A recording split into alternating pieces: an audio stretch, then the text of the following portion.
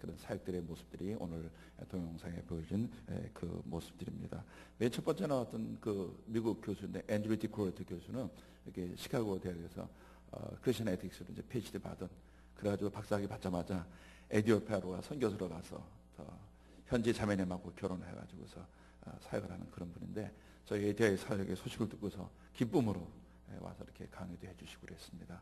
중간에 보면 또 쿠마비 목사님이라는 분인데, 그분은 이제 베냉에 계신 목사님인데 미국에 와서 PhD 받고 다시 그 가난한 자기 조국 베냉에 돌아가서 그 나라 교회에, 우리 한국으로 말하면 한기총쯤 됩니다. 모든 복음지의 기독교 연합회 회장으로서 훌륭한 사역을 하고 있는, 그리고 이제 여러분 교회에서 후원해 주셨던 그 후원비를 통해서 지금 아까 기도센터 나와 보였죠?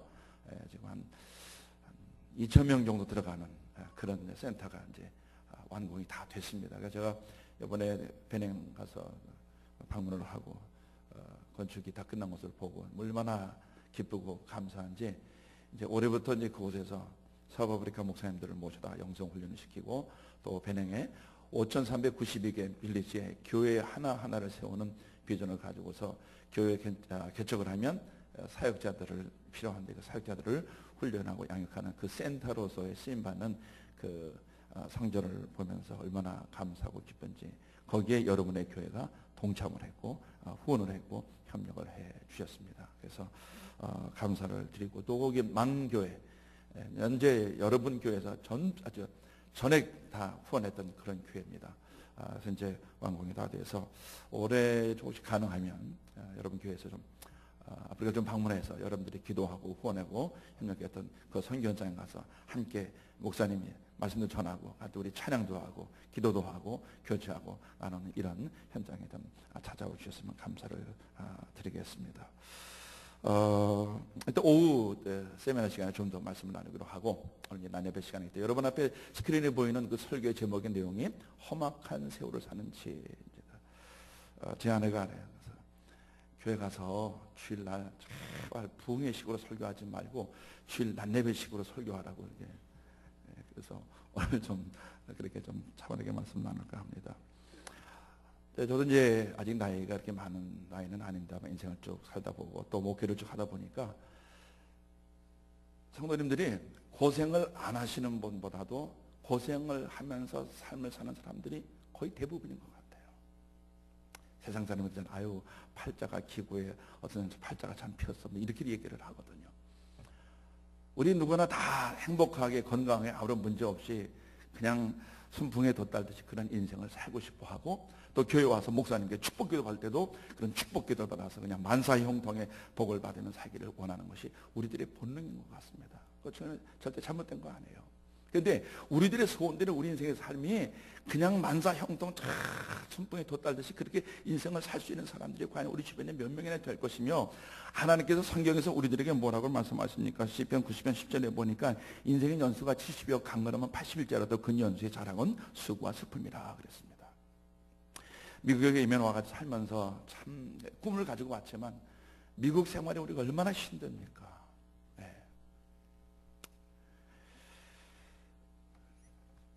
그런데 이 고생하는 목회하면서 그 성도님들의 삶이 참 자체가 고생인 것 같아요.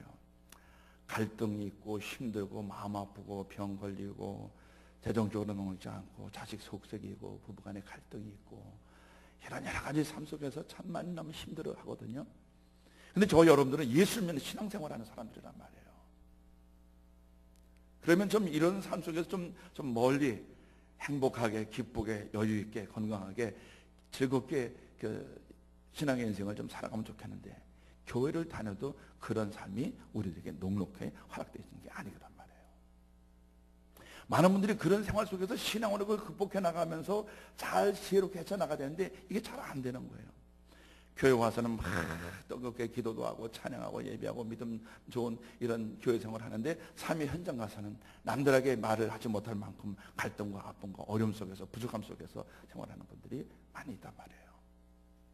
그런데 오늘 여러분과 함께 나눌 말씀의 이 주인공은 우리들의 인생의 삶보다도 어떻게 보면 더 고생한 사람이었습니다. 이제 야곱이 이제 아들 이제 요셉과 함께 이제 바로 왕을 만나러 갔습니다. 인사를 드렸습니다. 아련을 하고. 그러니까 애굽 사람들은 우리하고 좀 비슷한 거죠. 만나면 이제 나이보다 따지는 거예요. 형님하고 하려고. 그래서 바로가 내 연세가 얼마냐라고 물어봅니다. 그럴 때 야곱이 우리 조상의 나이에는 내가 미치지 못하지만 내가 130년을 살았습니다. 그러니까 야곱이 바로 왕을 만나러 들어갈 때가 130살인 할아버지죠. 내가 130년의 인생을 살았는데 나는 험악한 세월을 보냈습니다. 아마 뭐 야곱같이 험악한 인생은 아니지만 고생하면서 삶을 사는 사람들이 오늘 대부분입니다. 그러면 야곱은 하나님의 사람인데 그런 고생 안 하게 살도록 하나님 도와주셔야 되잖아요.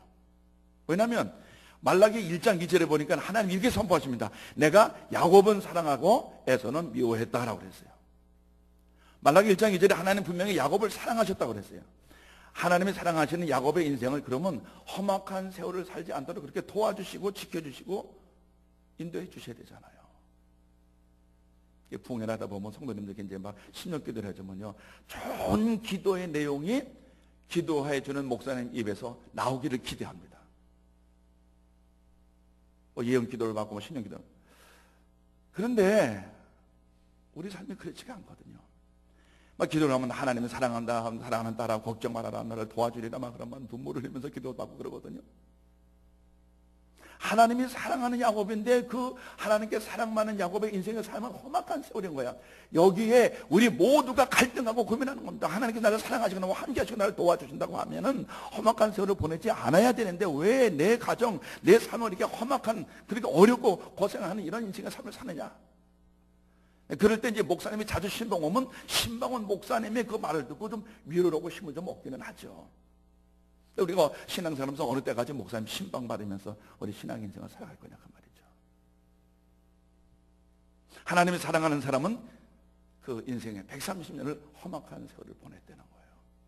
그래서 오늘 설교 제목을 험악한 세월을 잘 살 수 있는 지혜가 뭐냐 그 말이죠. 그러면 좀 잠깐 살펴보면 이 야곱이 인생에서 가장 깊이 마음의 상처와 아픔과 갈등을 겪었던 것이 형 에서와의 갈등이었습니다. 우리 인생에 살면서 진짜 힘든 게 뭡니까? 사람과의 관계입니다.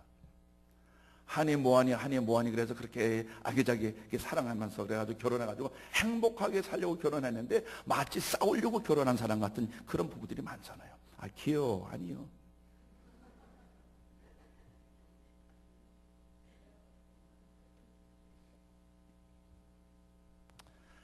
목사인 저도요 엄청 싸우고 살아요.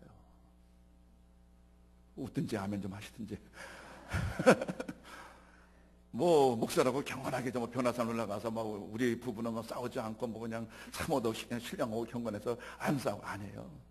목회 때문에 싸우고 우리 자식 키우는 것 때문에 싸우고 또 목회자 부부지만 이 목사와 이 사모에게 이 성격과 스타일이 달라서 싸우고 그럽니다. 왜 밥을 진밥을 했냐, 내가 꼬두밥을 좋아하는데 막. 형과의 갈등에 그 야곱의 인생에 받은 상처가 굉장히 컸습니다. 그리고 하나님 땅에 가서 삼촌의 집에 가서 20년 동안 사는 동안에 죽으라고 고생했습니다. 창세기 31장 40절에 보면 20년 동안 하나님 땅의 생활에 고난과 수고의 삶을 살았다는 거예요. 조금에 잠시 좀 구체적으로 그 말씀을 좀 나누기 원하는데, 그러고 나서 이제 하나님 땅에 가서 이제 레아와 첫 번째 결혼하고, 그리고 자기가 가장 사랑했던 아내 라헬과 결혼해서 나머지도 두 아내를 도와서 아내를 넷을 얻은 그런 삶을 살았지만 자기가 가장 사랑하는 사람이 라헬이었습니다. 그런데 일찍 죽어도 별로 마음에 감동이 안 될 여자는 오랫동안 살고, 그리고 그렇게 사랑했던 라헬이 일찍 죽어버리는 거예요. 여러분, 우리 배우자가 왼수 같아도요, 우리 어르신들이 그러더라고, 오래 그 배우자고 오랫동안 살아야 돼요. 할렐루야. 네, 오랫동안 살아야 돼요. 네. 그리고 또 야곱의 일생에서 정말 또다시 힘들고 고통스럽고 비통했던 것이 뭐냐면 아들 요셉이 하루아침에 죽어버린 거예요. 실종돼서 이제 애굽으로 간 거지만 형들에서 거짓말을 했잖아요. 심정한테 잡혀서 찍혀서 죽은 것 같습니다. 저는 딸이 둘이 있는데요. 딸이 이제 결혼을 하고 나니까 이제 더 보고 싶어요. 그러니 그 야곱이 다른 아들보다도 요셉을 더 사랑해서 채색 옷을 입혀줄 만큼 그렇게 극진한 사랑을 베풀었던 아들이 하루아침에 사라져버린 거예요. 죽은 거죠. 그러니 그 요셉을 만나기까지 그 야곱 마음속에 그 사랑하는 아들을 잊어버린 마음의 상처와 아픔과 눈물과 비통함이 얼마나 힘들었겠냐. 여러분 한번 상상해 보세요. 여러분이 자식 한번 좀 죽어봤다고 생각해 보세요. 자식이 실종됐다고 생각해 보세요. 말도 못했을 것입니다. 등등 여러 가지 인생의 삶이 겹치면서 자신은 험악한 세월을 살아왔다는 겁니다. 그런데 하나님은 그 야곱을 사랑하셨대요.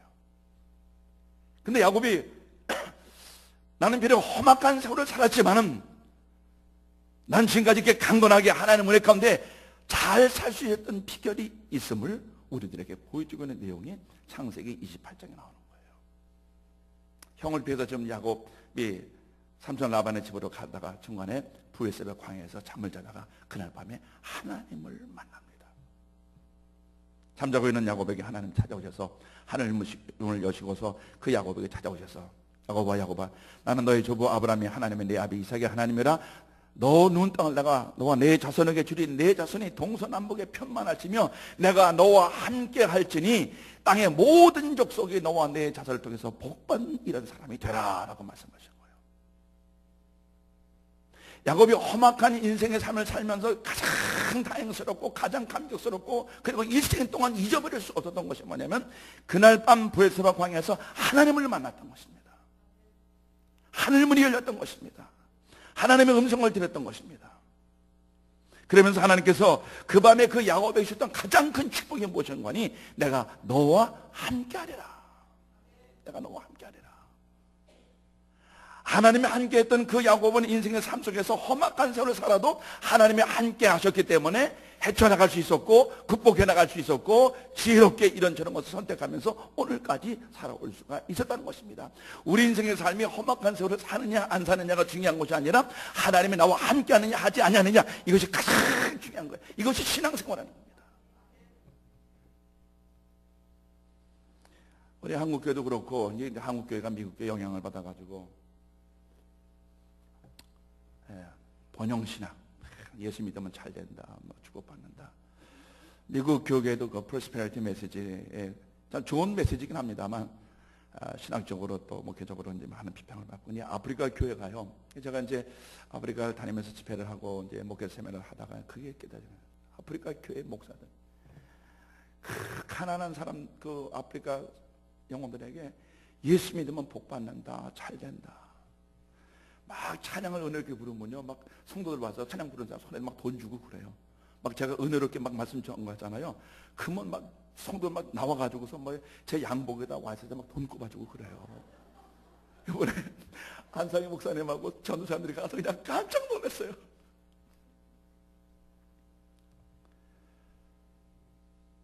그러면 그 영혼들에게 그 성도들에게 예수 믿으면 하나님께서 잘 살게 해주고 복 주시고 물질 주신다 이렇게만 말을 해야 되냐 그 말이죠. 아니거든요.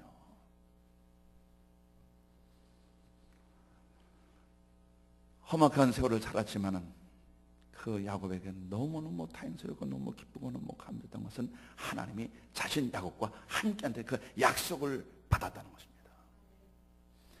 형과의 갈등 때문에 피해서 지금 삼촌 라반의 집으로 가는 그 마음의 인과와 함께서 어떤 그 마음의 상처의 아픔을 가지고 있는 사람 야곱에게 하나님 찾아오셔서 내가 너와 함께하리라. 부잣집 아들입니다. 지금 아버지 이삭이 부자거든요. 부잣집 아들이 하루아침에 개나리 보침 싸가지고서 먼 여행길을 가는데 좋은 침대에서 자다가 길바닥에다가 옷 하나 깔고 돌을 베겨 잠을 자는 그런 자신의 그 삶의 그 현실의 고통과 불편함. 그러면서 너무 외롭고 고독한 겁니다. 많은 분들이 그래요. 목사님 외로워요. 현실의 고통, 부잣집 아들로 잘 살다가 그렇게 현실적으로 고통하고 고통스럽고 불편한 생활인 거예요. 그리고 고독하고 외롭고, 이거 누구한테 말도 못하면서 나 고독해요, 나 외로워요 떠들고 다니면 좀 이상한 사람으로 말을 하죠. 그리고 삼촌 라반의 집으로 가야 되는데, 요즘이야 뭐 내비게이션 있고 구글맵이 있으니까 탁 찍으면 저대로 인도를 할 텐데, 동서남북이 제대로 찾기 쉽지도 않고, 삼촌 라반의 집에 그 하람 땅이 어디로 가는지 미래에 대한 불안이 있는 겁니다. 이 세 가지, 야곱이 그날 겪었던 이 세 가지는 오늘 우리 인생을 사는 우리 모두가 겪는 힘든 겁니다. 사람과의 관계에서의 갈등과 아픔과 힘든 거.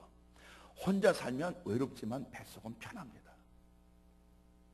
왼수 죽으면 안 싸우지만 외로워요. 웃든지 하면 하시든지.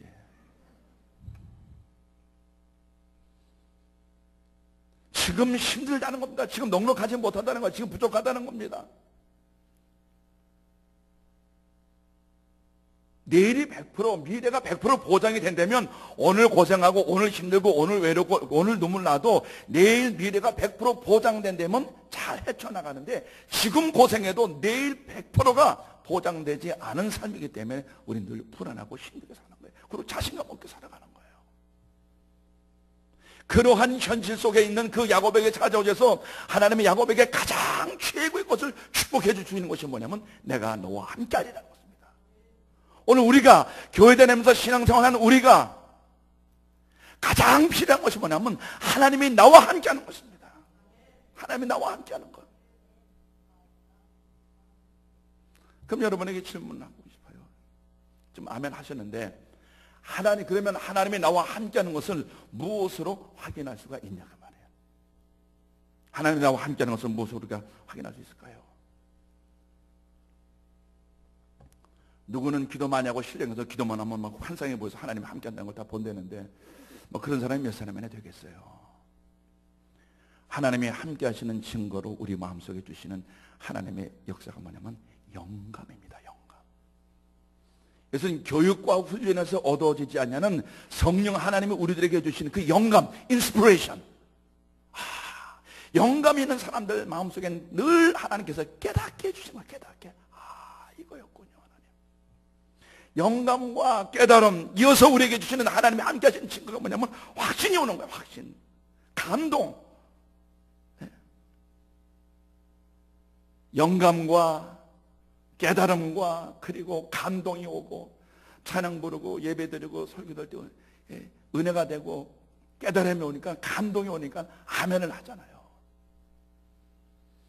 그런 영감과 깨달음과 감동과 확신, 그때 우리 마음속에 막 부어지고 역사하는 것이 뭐냐면, 하나님이 부으신 하늘의 기쁨이 우리 마음속에 샘솟는 겁니다.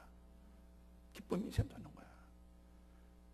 내가 너에게 주는 평안은 세상에 주는 평안과 다르다고 하는 하늘의 기쁨, 평화로다 하늘에서 내려오네. 할렐루야. 하나님이 주시는 기쁨이, 내 마음에 솟아오르는 그 하나님의 기쁨이 하나님이 나와 함께하는 이 증거라는 것입니다. 그러니까 교회 와가지고요, 은혜의 기쁨 못 보고 가면요, 우리 손해보는 거예요. 교회는 찾아오는 영혼들에게 하늘의 기쁨을 제공하고 공급하고 채울 수 있는 이런 신령한 교회, 이런 신령한 예배가 되어야 된다는 것이죠. 이거 어디 가서 살 수 있고 어디 가서 뭐 얻을 수 있겠습니까, 여러분? 영감과 깨달음과 감동과 기쁨과 확신, 이렇게 살다 보니까는 그 하나님께서 함께하는 사람에게 하나님의 영광을 위한 비전이 마음속에 확 솟아오르는 거예요. 내가 이것을 하며 살아야 되겠구나. 우리의 소원을 하나님께서 주시는 비전으로 착각하면 안 됩니다. 내가 하고 싶은 것은 이것인데 성령 하나님께서 너는 이것을 해야 된다라고 하나님이 보여주시는 것. 이 성령이 주신 비전은 영감이나 깨달음이나 감동이나 확신이나 기쁨이 없는 사람이 하나님의 비전을 가졌다, 이건 아닙니다. 그러니까 저 사람이 정말 하나님의 비전을 가진 사람인가 안 가진 사람인가 알아보려면 저 사람이 하고 싶어 하는 것이 아니라, 이렇게 영감과 깨달음과 감동과 확신과 기쁨을 통해서 주시는 성령이 주시는, 보여주시고 확신시켜 주시는 이 비전, 하나님이 주신 비전, 내 마음속에 솟아나고 자리 잡고 그렇게 비전에서 살아가겠다고 하는 사람이 바로 하나님이 함께하는 사람이야.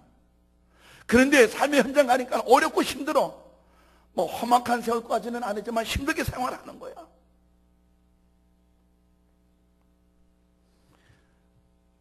그래서 어렵고 힘든 생활이지만은 하나님 주신 비전 때문에 열심히 열정적으로 살아가는 사람들이에요. 이런 사람들이 하나님이 함께하는 사람 아니겠습니까? 우리 그 은혜 받자고 지금 교회 오는 거예요. 이게 쭉 날도 옷 갈아입고 어서 주일날 교회 와서 예배 드리고 오는 겁니다.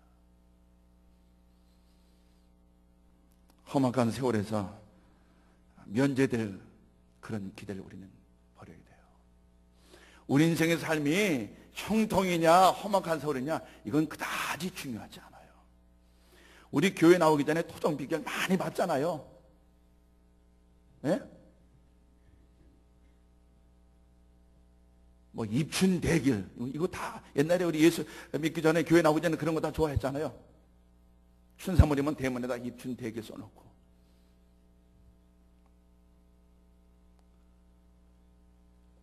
창세기 30장 20장 22절에 보니까는 아브라함에게 내가 무슨 일을 하든지 하나님이 너와 함께 하심이라 라고 하나님께서 믿음의 여정 아브라함에게 이렇게 은혜를 주십니다. 하나님이 아브라함과 함께하니 무슨 일을 하든지 이런 약속만 보장이 된다면 정말 우리는 삶을 살아갈 맛이 날 겁니다. 야곱의 아버지 이삭도 그라저방에서 살다가 하나님께 축복받아가지고서 모든 일들이 잘 타니까 옛날에는 지금이나 그런 것 같아. 곁에 있는 사람이 잘 되면요 그 꼴을 못 보는 거예요. 그래서 그 셈을 뺏어버리고 셈을 메꿔버리니까 이제 피해 가서 이제 기도를 하니까 창세기 26장 24절에서 하나님께서 이렇게 말씀하십니다. 내가 너와 함께 있어 내게 복을 주어 내 자손을 번성케 하리라 라고 야곱의 아버지 이삭을 하나님 한데 찾아주셔서 하나님께서 야곱과 함께 하셔서 내게 복을 주고 내 자손을 번성케 하리라. 우리 다음 세대를 보장받는 축복이 내 1세대 우리 아버지 때에 우리 부모 때에 하나님이 함께하는 이 영성만 가지고 있으면 내 자손이 번성케 되어지는 이 다음 세대의 축복을 보장받는 역사가 여기 있는 거구나. 그래서 어제 저녁에 식사하다가 집사님 작은 딸 이제 결혼하는 아들 이야기를 하는데요. 깜짝 놀랐어요. 뭐 개인적인 것을 말씀드리면 뭐한데 조지 스위팅 목사님은 미국 교계 최고 유명한 대표적인 목회자예요, 신학자예요, 부흥사입니다. 그런 집안하고 결혼을 해. 저도 그래, 우리 큰딸이요 그런 집안하고 결혼할 줄 몰랐다니까요. 하나님이 함께하는 사람, 창세기 26장 24절 이거 적어놓으세요. 연말에 시험 나오는 겁니다. 내가 너와 함께 있어 내게 복을 주어 내 자손을 번성케 하리라. 오늘 1세대 우리 부모들이 하나님이 함께하는 은혜의 생활을 하면 하나님이 우리의 자손을 번성케 하시는 다음 세대를 보장받는 이런 축복이 있는 거구나. 할렐루야. 요셉도 애굽에 끌려갔습니다. 애굽 언어를 잘했어요. 신분도 노예죠. 그런데 창세기 39장 2절에 그러한 험악하고 미래가 보장이 안 되고 언어가 통하지 않고 노예에 비천한 신분에 있던 그 요셉을 향해서 성경은 이렇게 선포하고 있습니다. 여호와께서 요셉과 함께 있어 그가 형통한 자가 되어 그랬어요. 하나님이 함께하는 사람은 형통한 복을 받는다는 겁니다. 형통은 무엇이냐? 하나님이 그 사람 마음속에 심어주신 꿈과 비전이 성취되는 것이 형통의 복이라는 것입니다. 여호수아가 모세를 이어서 애굽의 이스라엘의 지도자가 됐습니다. 그럴 때 하나님께서 그 여호수아에게 찾아오셔서 이렇게 말씀하십니다. 여호수아서 1장 5절에 보니까는 내가 모세와 함께 있던 것 같이 내가 너와 함께 하리라. 강하고 담대라. 내가 너와 함께 하리라. 너를 버리지 아니하리라. 미래의 일을 잘 헤쳐나가고 감당해 나가야 될 여호수아에게 하나님 주신 가장 큰 위로의 말씀이 무엇이냐면 내가 너와 함께 하리라는 것입니다.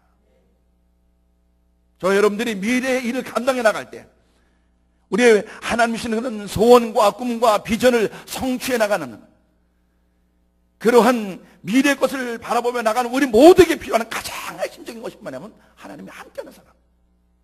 그래서 하나님이 여호수아와 함께함으로 34년 동안에 가나안 정복 전쟁에서 일취월장 전쟁에서 승리합니다. 이것이 하나님이 우리들에게 약속하고 보장해 주신 축복이라는 것입니다. 미국에 유학 와가지고서 학위를 받고 돌아가는 유학생들의 퍼센테이지가 20%가 채 안 된답니다. 다 태평양 건너오면서 비행기 타고 미국 왔을 때 그런 미래의 꿈, 미래를 위해서 달려오는 유학생들 중에서 80%가 안 되는 겁니다.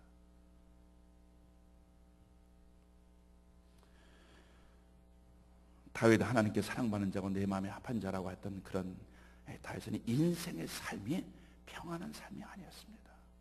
기억하세요? 야곱은 험악한 세월을 보냈고 하나님이 사랑하는 사람, 이 다윗이라는 그 이름의 뜻이 하나님이 사랑하는 자 이런 뜻이거든요. 그리고 내 마음에 합한 자라고 많천한 사람들에게 선포하고 외쳤던 그 야곱, 하나님 마음에 합했던 사람. 그 사람 다윗의 일생은 어떤 일생이냐? 시편 23편 4절에 보니까 내가 사망의 음침한 골짜기로 다닐지라도 해를 두려워하지 않는 것은 주께서 나와 함께 하십니다. 다윗은 일생의 삶이 사망의 음침한 골짜기를 다니는 것 같은 그런 일생을 살았다는 겁니다. 하나님 마음에 합한 사람, 그런 사람의 일생이 사망의 음침한 골짜기를 통과하는 그런 인생이었다는 것입니다. 만약에 그렇다면 누가 교회 열심히 나오겠어요? 누가 열심히 신앙생활 하겠어요, 여러분? 너 예수 믿었냐? 너 앞으로 이제 일생 동안 너 사망의 음침한 골짜기를 다닐 것이다 라고 하면 정말 할렐루야 하면서 그렇게 살아갈 자신과 용기와 선포를 할 사람이 몇 사람이나 되겠어요? 근데 다윗은 하나님을 사랑했고 찬양하고 기도하고 영성이었던, 그리고 하나님이 내 마음에 합한 자라고 그런 인정을 받았던 다윗은 일생을 사망의 음침한 골짜 같은 그런 인생을 살았던 거예요. 그래도 여기 있는 우리 성도님들은 사망의 음침한 골짜기와 같은 그런 삶은 아니잖아요. 그런데 우리가 사망의 음침한 골짜기 같은 삶을 사느냐 안 사느냐, 그런 것을 통과하느냐 안 하느냐가 중요한 것이 아니라 하나님 나와 함께하느냐 함께하지 아니하느냐, 이것이 중요하다는 것입니다. 다시 시험 나오는 거 먼저 다시 질문합니다. 하나님이 나와 함께하는 것을 무엇을 알 수 있다? 첫 번째, 영광. 두 번째, 좋은 거 다 얘기하면 됩니다. 깨달음, 확신, 기쁨, 열정, 비전.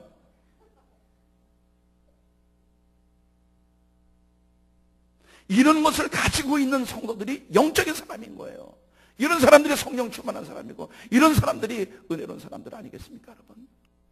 이것만 있으면 나와 내 가정과 우리 자녀들이 혹 사망이 음침한 골짜기 같은 인생을 삶을 살지라도 망하지 아니한다, 후회하지 아니한다, 쓰러지지 아니한다, 포기하지 아니한다, 승리는 내 것이다.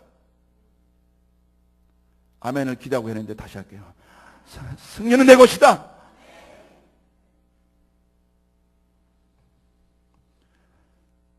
야곱이 하나님 내가 너와 함께 할 것이다 라는 그 약속을 받고서 하란 땅에 갔습니다. 고난과 수고의 삶을 살았어요. 창세기 31장 42절에 보니까. 그런데 고난과 수고의 삶을 살았던 그 하란 땅에서 20년 동안 야곱이 어떻게 살았는가를 소개해 주고 있는 성경 구절이 있습니다.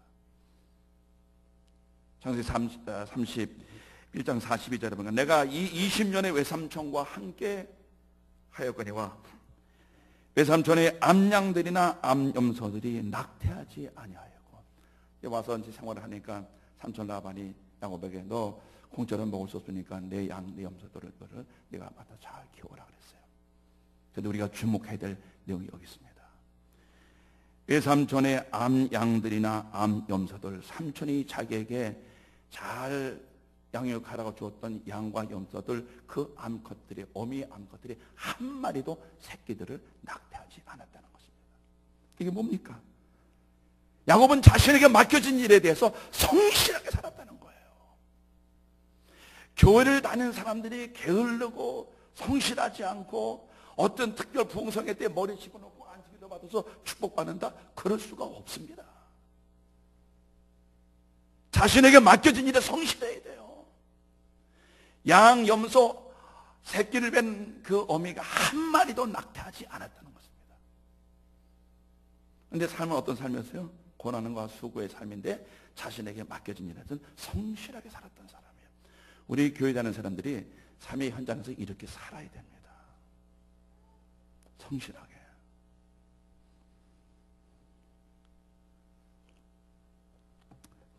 저는 솔직히 이런 설교를 목회를 몇십 년 다 지나고 난 다음에 목회 말년에 뭔가 큰 깨달음이 있으면서 이렇게 설교를 했어요. 첫 목회할 때는 막 우리 옛날에 제가 여기 와서 부흥할 때 기억하지 마. 불러 춤만 주여 삼장 팍. 그런데 내게 맡겨진 그 일, 야곱에게는 양과 염소들을 잘 돌보는 그 일이 야곱에게 맡겨진 자신의 일이었습니다. 하나님이 우리들에게 맡겨진 일이 있는 거예요. 교회 생활하는 거 말고 우리 삶의 현장 속에서 그것도 하나님이 우리들에게 맡겨준 일이거든요. 공부하는 일이든지 직장에 다니는 일이든지 비즈니스 하는 일이든지 자식 키우는 일이든지 삶의 현장에서 내가 하고 있는 그 일 누가 준 일이다? 하나님이 내게 준 일이에요. 그 일에 성실해야 된다는 것입니다. 그 일에 성실하지 않은 사람들이 주로 내 팔자가 어찌 나는 험악한 세월을 보내냐라고 세월 타령하고 있다는 것입니다. 우리 이렇게 하는 친구의 성도님들은 정말로 신앙생활 잘하고 주님 사랑하면서 하나님의 함께하는 여러분들 삶의 현장에서 성실하시기 바랍니다. 두 번째는 외삼촌의 양떼의 생을 내가 먹지 아니하였습니다. 그랬어요. 삼촌은 저 멀리 떨어져 있고 저기 들판에 나가서 아무도 안 보잖아요. 어제 점심 때 목사님하고 리바이 10ounce 먹는데 so delicious. 그러니 양이나 염소 한 마리 잡아가지고 보양탕 해먹고 양 한 마리 잡아서 램 스테이크 해먹고 싶은 그런 충동과 마음이 있었지만은 삼촌 나와는 보지 아니할지라도 하늘에 계신 하나님이 나를 보시고 계셨기 때문에 나는 그들 한 마리도 잡아먹지 아니했다. 양심을 지켰다는 겁니다. 우리 양심 지켜야 되거든요. 아멘. 양심을 지키는 사람들은 인생이 비록 험악한 세월을 산다고 할지라도 하나님이 함께 하셔서 반드시 승리하도록 하나님이 도와주셔요. 도와주신다고요. 양심을 지킨 겁니다. 삼촌은 안 봐도 그날 밤 내가 브레스로 광야에서 잠을 자고 있을 때 찾아오신 그 하나님 살아계시는 거야. 하나님 음성을 들었던 거라. 예? 그 하나님이 자기와 함께 하는데 그 동행이거든, 동행. 그래서 야곱이 한 마리도 잡아먹지 않았던 겁니다. 양심을 지키는 거죠. 또 세 번째는 물려 지킨 것은 내가 외삼촌에게로 가져가지 아니하고 스스로 그것을 보충했고 낮에 도적을 맞았든지 밤에 도적을 맞았든지 내가 외삼촌에게로 물어내었으며 삼촌 내가 최선을 다했거든요. 근데 사자와 곰이 와가지고 양 한 마리 염소 한 마리 잡아가서 다 지켜버렸습니다 라고 해도 합당한 거예요. 난 최선을 다했는데 사자와 곰이 와서 이 양들 한 마리 두 마리 지켜서 가져갔습니다라고 해도 그래 너는 괜찮냐? 너 그 사자하고 다윗은 보니까 뭐 사자하고 곰하고 싸워서 뭐 그랬다는데 너 싸웠냐? 뭐 혹시 뭐 다친 것 없어? 충분히 이럴 수 있는 것입니다.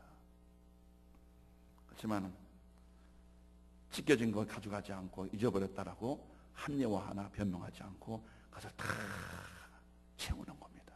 뭡니까? 책임성이에요, 책임성. 자신에게 맡겨진 일에 대해서는 최선을 다해서 이 책임성 있게 일을 하는 것. 우리 신앙의 삶을 사는 사람들이 삶의 현장에서 가장 필요한 것이 바로 이 책임성인 것 같아요. responsibility. 슈퍼바이저가 다 보잖아요. 빈들빈들 노는 사람하고 책임성 있게 일하는 사람 누구를 프로모션 시키겠어요?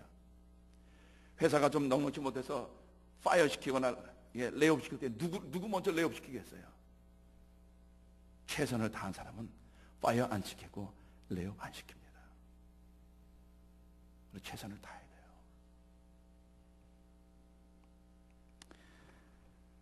내가 이와 같이 낮에는 더위를 무릅쓰고 밤에는 추위를 당하면 눈붙일 겨를도 없이 지내었나이다. 눈붙일 겨를도 없이 어떻게 살았다는 거예요? 부지런히 살았습니다. 게으른 사람들이 성공했다? 인생은 그렇지 않습니다. 예수를 안 믿어도 부지런히 사는 사람들 성공해요.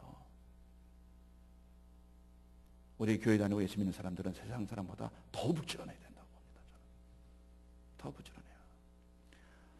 뭐 평생이라기보다도 목회는 36년 동안 하면서 새벽기도 한번 빠져본 적이 없고 쭉 하다 보니까 이 몸이 그냥 은혜 받고서부터 시작해서 한 40년 동안을 매일 새벽기도 하던 몸으로 익숙해져 있다 보니까 새벽기도 시간이 되면 내 의사와는 상관없이 지가 자동으로 잠을 깨.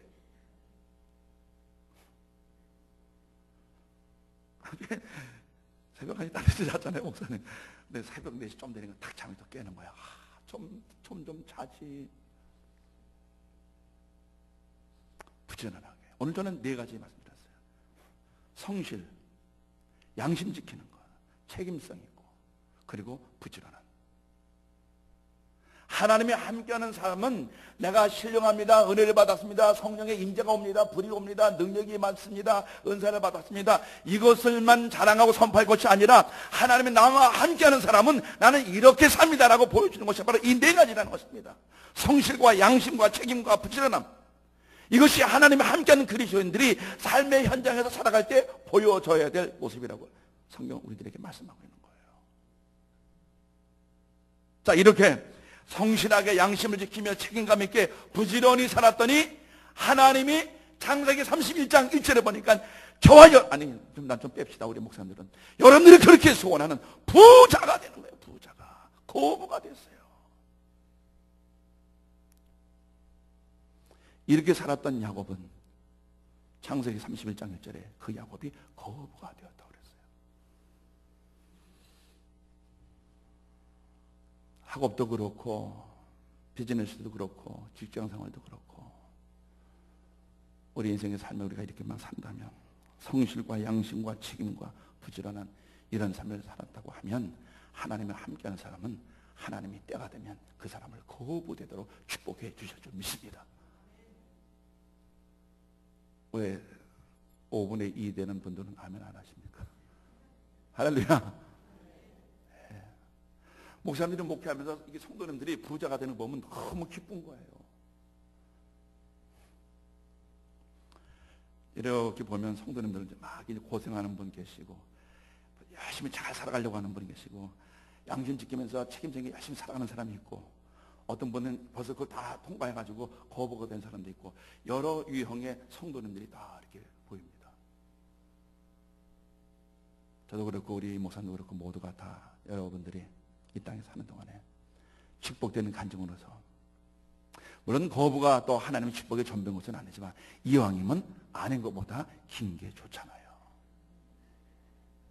거부가 되면 좋잖아요. 여러분 모두 다 거부가 되시길 주 이름으로 축원합니다. 그런데 부지런하지 않은 사람들 안 됩니다. 책임성 없이 탓하고 변명하고 양심 지키지 않고 게을러 터지고 성실하지 않으면서 축복기도 받아서 복 받는다. 그럴 수가 없다는 것입니다.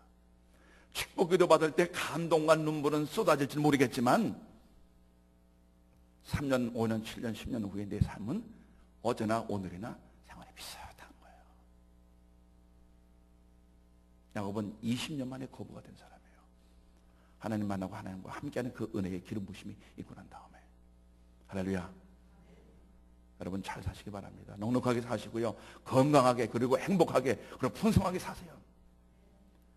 내가 지금 성실하게 살아야 될 때구나. 그러면 성실하게 살아야 돼요. 영감이 오잖아. 아, 내가 지금 성실하게 살아야 되겠구나. 어느 날 영감이 오잖아. 양심 지켜라. 그 영감이 오잖아. 양심을 지키며 살아야 돼요. 어느 날 나보고 영감이 오잖아.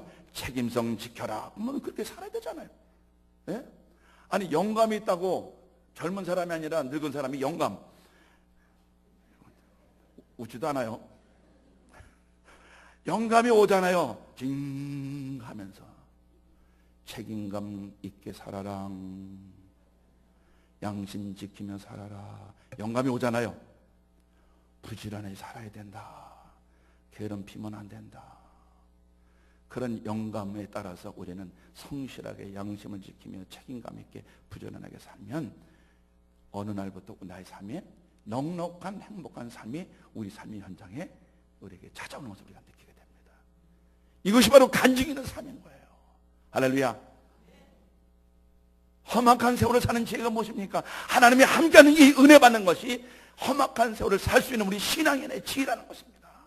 우리가 왜 은혜를 받아야 되는가? 왜 영감이 중요합니까? 왜 감동과 확신과 깨달음과 기쁨과 비전과 열정이 왜 이렇게 중요하냐? 그것이 바로 우리 험악한 세월을 살 수 있는 신앙인들의 지혜이기 때문에 그렇습니다. 이것은 다른 어느 곳에 가서든지 찾거나 공급받을 수 없고 오로지 교회입니다. 오로지 예수뿐인 겁니다. 할렐루야. 교회 그만두면 안 돼요. 예배 빠지면 안 되고요. 기도 안 하면 안 되고 성경 읽어야 되고. 왜? 이러한 성령의 영감이 내게 쫙 임하는 은혜를 받기 위해서 우리는 교회 가서 예배를 드리고 기도를 해야 되고 성경 열심히 읽어야 되고 충성을 해야 되고 신앙생활 잘해야 돼요. 이것이 바로 험악한 세월을 사는 지혜를 얻을 수 있는 은혜의 수단이기 때문에 그렇습니다. 내 말씀을 마치면서 야곱이 그런 고생 끝에 낙이라고 이제 거부가 됐어요. 부자가 됐어요.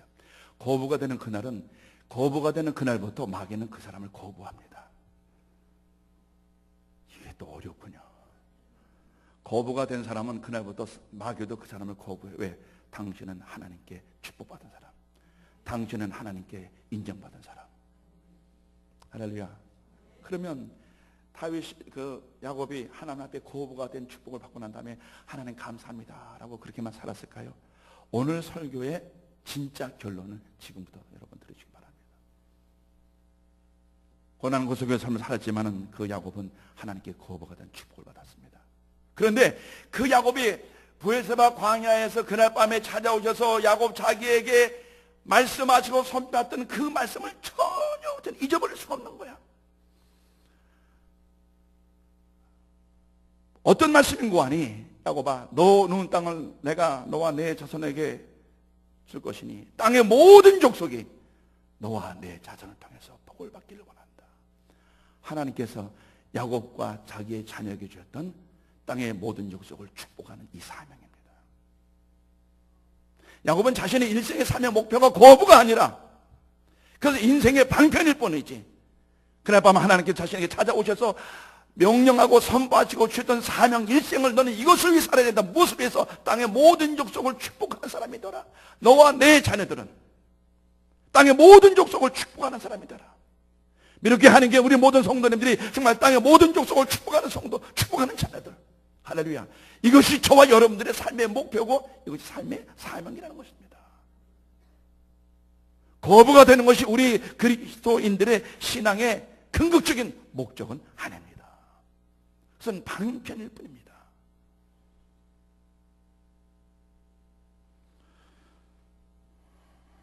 늘 잊지 않고 마음속에 새겨두고 있었던 그 사명. 하나님이 그날 내가 어렵고 힘들고 외로웠고 미래가 불안했을 때 그때 하나님 내게 찾아오셔서 말씀하시는 그 음성. 땅의 모든 족속이 너로 인하여 복받기를 원한다. 오늘 뭐 특별히 선교 헌신 예배, 주일 예배 이렇게 드리는 귀한 시간인데 목사님께 연락을 받고 초청을 받고 이제 비행기 타고 오면서 1시간 반 동안 비행기 안에서 많은 생각을 했습니다. 야, 참 하나님의 섭리가 기가 막히다.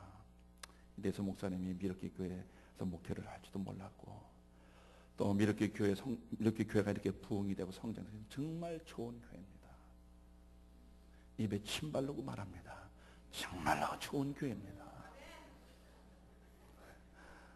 이게 한국말로 하니까 잘 못 알아듣는 모양인데 그럼 제가 지금부터 영어로 하겠습니다. You're the most beautiful church in the world. Amen. 영어로 하니까 아멘 하시네. 그러면서 참 이렇게 교회가 AT와 연결이 돼서 서부아프리카의 그 영혼들과 사역자들과 교회 개척에 이렇게 미륵교회가 헌신하고 사역에 동참한다는 이 사실을 생각하다 보니까 묵상하다 보니까 제 마음이 뭉클해요. 하나님의 섭리가 기가 막히네요. 하나님. 저는 이렇게 하는 침례교회를 부흥회 말고 다른 걸로 여러분들을 다시 찾아야 될 줄은 꿈에도 생각 못했어요. 꿈에도 생각 못했어요. 험악한 세월을 살았던 그 야곱, 그러나 마음속에는 한평생 잊지 않고 마음에 새겼던 것은 뭐냐면 그날 밤에 하나님께서 야곱에게 말씀하셨던 거. 야곱아, 땅의 모든 족속이 너로 인하여 복받기를 원한다. 이렇게 하는 침례교회 성도들아, 땅의 모든 족속이 너희를 통하여 복을 받기를 원한다.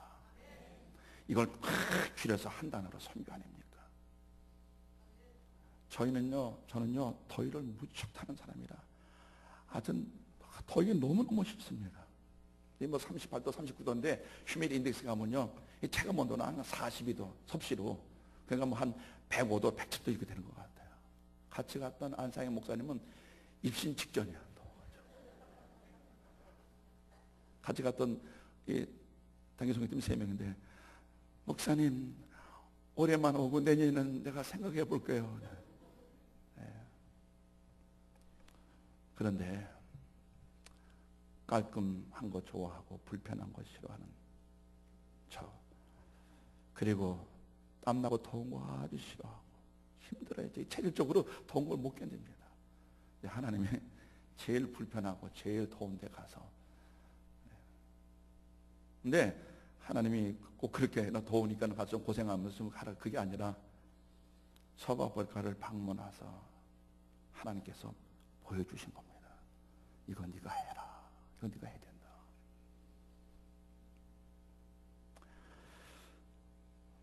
나머지 좀 몇 가지 더 나눌 이야기는 이따 오후 시간에 이 이야기를 좀 연이어서 말씀을 드리려고 합니다.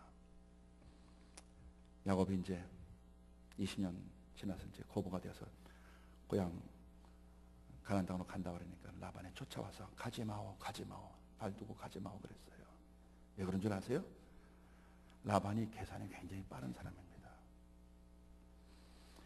창세기 30장 27절에 보니까 라반이 야곱에게 가지 말고 나와 함께하라. 왜?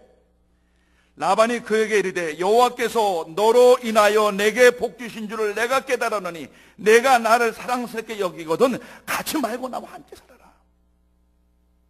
야곱이 자기 집에 들어오고서부터 하나님이 도우셔가지고서 자기의 삶이 복되고 기름졌던 것을 삼촌 라반이 알았던 거예요.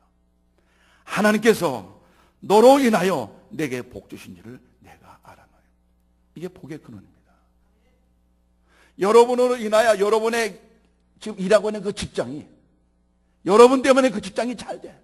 그래서 사장이 어디 가지 말고 나랑 같이 있자고 이래야 됩니다. 왜? 그 직장 이번 주 그만두려고요? 이게 복의 근원, 복의 통로의 사람들의 모습입니다. 험악한 세월을 살았지만 사람이 필요로 하는 사람, 사람들이 기대하는 사람, 사람들이 원하는 사람, 사람들이 붙잡고 싶은 사람, 사람들이 함께하고 싶은 사람, 이 사람이 바로 야곱이었습니다. 저는 여러분들이, 주변의 사람들이 여러분과 함께하고 여러분들을 필요로 하고 여러분들을 기대하는 이런 우리 성도님들이 다 되시기를 주님은 축원합니다. 험악한 세월을 사는 지혜, 영감, 감동, 깨달음, 기쁨, 확신, 비전, 열정, 이것이 험악한 세월을 사는 우리 그리스도인들의 지혜입니다. 성령 충만하시기 바랍니다. 기도하겠습니다. 사랑하신 아버지 하나님 고맙습니다. 이날도 거룩한 주일 아침 하나님께 나와 예배하며 찬양하며 말씀에 아멘을 하며 하나님의 영광 보기를 삼았던 우리 성도들, 야곱을 축복하신 하나님, 우리 성도들 축복하여 주시옵소서. 하나님이 함께 하셔서 어떤 형편, 어떤 처지일지라도 낙심, 좌절, 포기, 고통, 눈물 뒤로 물러감이 없이 하나님의 주신 꿈과 비전을 향해서 열심히 앞으로 전진해 나가는 여호와니시 승리의 삶을 살도록 도와주시옵소서. 지혜도 주시고 능력도 주시고 건강도 주시고 아버지의 넉넉함도 주셔서 땅의 모든 족속 축복하는 일생의 사명, 일생의 비전을 아름답게 잘 이뤄가는 귀한 성도들 다 되게 해 주시옵소서. 예수님 이름으로 감사하며 기도합나이다.